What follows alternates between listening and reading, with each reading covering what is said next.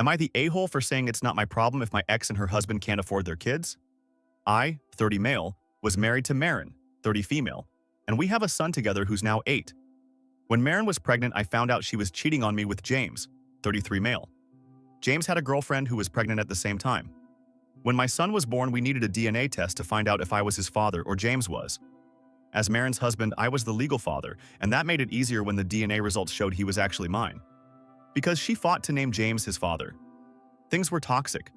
James was there for everything in the later pregnancy and the birth, and Marin told me nothing.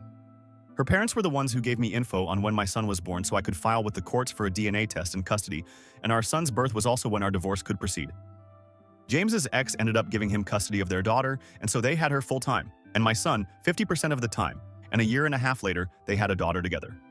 At this point, they have James's daughter and 4 children together, and I won custody of my son 3.5 years ago because, in order to force more money out of me, they wouldn't feed him enough and let him wear dirty old clothes, and I only paid child support because I earned more than Marin.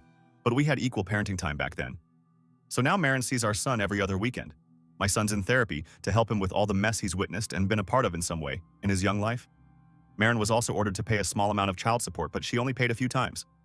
She always uses the excuse that she can't afford it, and that might be true. I never push it because I can take care of my son without her.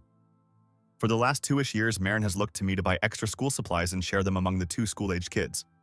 So her stepdaughter and first daughter with James. I have always ignored those requests and sent my son with supplies and donated a few to his class as requested. I have never bought a single thing for the other children in my ex's household. 2 weeks ago, my son had a small surgery and Marin showed up. Marin brought up the school supplies issue and asked me to please be decent about this and get some supplies for her girls because they couldn't afford them. She told me they struggle to support the kids they have as it is and their other kids suffer. I tried to move away from her, but she followed me to another table. So I told her I don't care if they can't afford their other kids.